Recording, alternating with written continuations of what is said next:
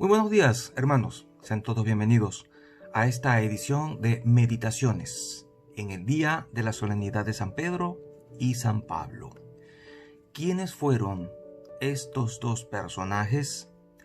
Pedro es un humilde pescador a quien el Señor llama para que lo siga, para que deje todo, su barca, sus redes, y lo siga en total y absoluta confianza en Él. Pedro no fue un hombre perfecto, quizá voluntarioso, impulsivo, pero sin embargo lo siguió, lo negó, pero siguió ahí, con Él. Tuvo que llorar amargamente su negación, sus pecados, pero el Señor no le retiró todo lo que Él había dado y depositado en la figura de Pedro. Lo confirma como el líder de su comunidad después de la partida de Jesús. Le dice: apacienta a mis ovejas, apacienta a mis corderos. Y no conforme con eso, le entrega las llaves. Un episodio que para muchos es incomprensible. Veamos cómo aquí en Mateo 16, en el versículo 19, le dice claramente: yo te daré las llaves del reino de los cielos.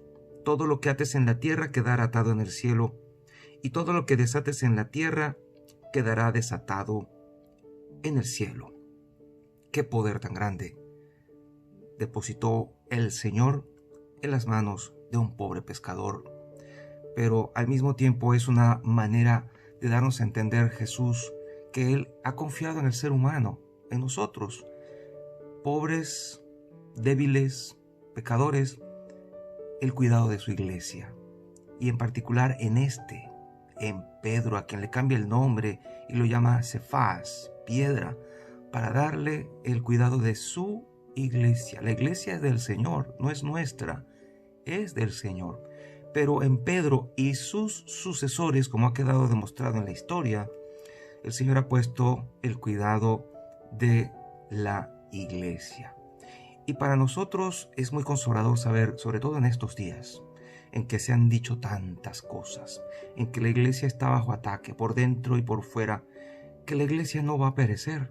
Quiero leerles este texto un poquito más arriba, quizá desde el versículo 17, 18, del mismo capítulo 16 de Mateo, donde dice: dichoso tú, Simón, hijo de Juan, porque esto no te lo ha revelado ningún hombre, sino mi Padre que está en los cielos. Y yo te digo a ti que tú eres Pedro, y sobre esta piedra edificaré mi iglesia, y los poderes del infierno no prevalecerán sobre ella. Qué hermosa y qué a tiempo llega a nosotros este recordatorio de que es su iglesia la que Él ha puesto en manos de Pedro, y que los poderes del infierno no van a prevalecer, no van a triunfar por encima de la iglesia. La iglesia ha sufrido muchos ataques a través de estos 2000 años, y sin embargo la iglesia ha permanecido. La iglesia ha permanecido, algunas veces más herida que otra, pero ha permanecido. Estemos confiados y tranquilos. Oremos en la confianza sencilla de que esto es de Dios, y que a pesar de nosotros, muy a pesar de nosotros, el Señor cuida a su iglesia. El Señor vela por su iglesia. Hay tanta gente que ataca al Santo Padre, al Papa Francisco, de un lado, de otro, acusándolo de cosas insólitas, increíbles. Pero nosotros oremos por él. Desde el principio de su pontificado, él fue claro diciendo que teníamos que orar por él. Él sabía lo que le venía encima y todos los ataques de los que iba a ser víctima. Oremos por el sucesor legítimo de San Pedro, a quien le ha sido dado esta autoridad, este poder para poder dirigir con la luz del Espíritu Santo a la iglesia de Jesús. Y San Pablo, ¿quién fue San Pablo? San Pablo fue el apóstol de los gentiles, un hombre judío, discípulo de Gamaliel, un rabino supremamente ortodoxo y fuerte, que hasta estuvo de acuerdo con el martirio de Esteban, el protomártir, y que luego persiguió a muerte a los cristianos, hasta con cartas en sus manos para llevarse preso a Roma, a las comunidades que encontrara en Damasco. Y luego el Señor lo convierte, lo transforma, lo enceguece para luego devolverle la vista a este hombre a quien le temían. Luego lo llaman hermano. Este hombre se dedica luego a la evangelización de los gentiles, o sea, de los paganos. Un hombre más ilustrado que Pedro, y se dedica a una tarea tal vez más difícil, que era tratar de llevar la fe a los que no eran judíos, y que por lo tanto les iba a ser tal vez más complicado entender todo lo que debían entender acerca del Mesías de los judíos, pero de él venía la salvación. Pablo, a lo largo de su vida, tuvo que sufrir muchísimas cosas. Si usted pone a verse la historia de Pablo, sufrió cárcel, sufrió persecuciones, sufrió hambre, sufrió naufragios, un montón de cosas que le pasaron a Pablo, y todo lo sufrió por amor a Dios. Al final de su vida, el mismo Pablo escribe de sí mismo en la segunda carta de Timoteo algo tan hermoso.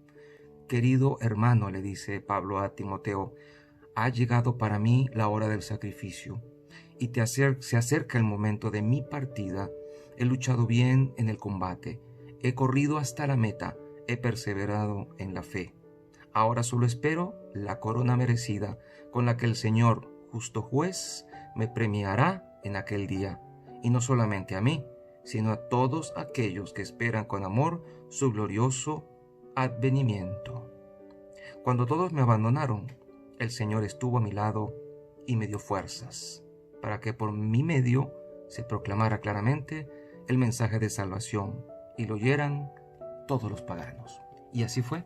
Si algo tienen en común Pedro y Pablo, es que pusieron toda su confianza en el Señor, y cuando sintieron que todos los abandonaban, porque lamentablemente es el destino de la mayoría de los profetas, de los que hablan en el nombre del Señor, se sienten abandonados, pues es el Señor quien va directamente en su asistencia y compañía. Cuando en el libro de los Hechos de los Apóstoles, que hoy toca leer, capítulo 12, vemos que Pedro está en la cárcel, sin nadie más que lo acompañe, custodiado por guardias en todos lados, con cadenas de hierro pesadas, con las cuales tiene que dormir, y un guardia a cada lado, encerrado. Un ángel del Señor lo acompaña y lo libera. Y Pablo también aquí nos da evidencia, pues, de que él siente y sabe que el Señor es el que está a su lado. Cuando más solos nos sentimos, sabemos que es Dios quien está a nuestro lado. Pedro y Pablo, dos titanes, dos héroes de la cristiandad, de los cuales tal vez poco se habla, pero dos pilares sin los cuales la iglesia no hubiera podido llegar hasta donde ha llegado.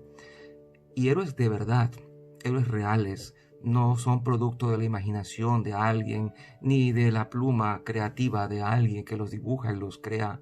No, son personas reales que dieron su vida por el Señor, que murieron por amor a Cristo. Uno decapitado, el otro crucificado boca abajo, pero existieron y dieron y entregaron todo lo que eran, todo lo que tenían, todo lo que fueron, hasta la gota última de su sangre, por amor a Jesús y al Evangelio.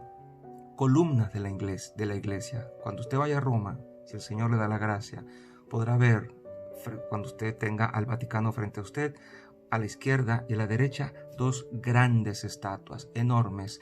Una es Pablo, la otra es Pedro. Uno significa pues la autoridad en la iglesia y el pastor que custodia a los fieles, y la otra la universalidad de la iglesia, que va a llegar hasta a los paganos y hasta los últimos confines de la tierra para evangelizar y dar a conocer el nombre de Jesucristo a los que no lo conocen. Pidámosle hoy a San Pedro y a San Pablo que por su intercesión nosotros podamos tener esa valentía y ese coraje que hoy hace falta para poder seguir extendiendo el reino de Dios en estos tiempos tan convulsionados, tan difíciles, tan raros, donde entre neopaganismos, relativismos y corrientes extrañas intentaran apagar la fe de tantos cristianos que ya lo eran y que están dejando de serlo por tantas razones que pueden esgrimir, pero lo cierto es que la fe ahora más que nunca necesita de ser renovada y refrescada por personas como estas, que puede ser tú, que puedo ser yo, y que solamente el Espíritu Santo las va formando, las va transformando y las va aquilatando hasta llegar a ser personas como Pedro y Pablo lo pudieron llegar a ser.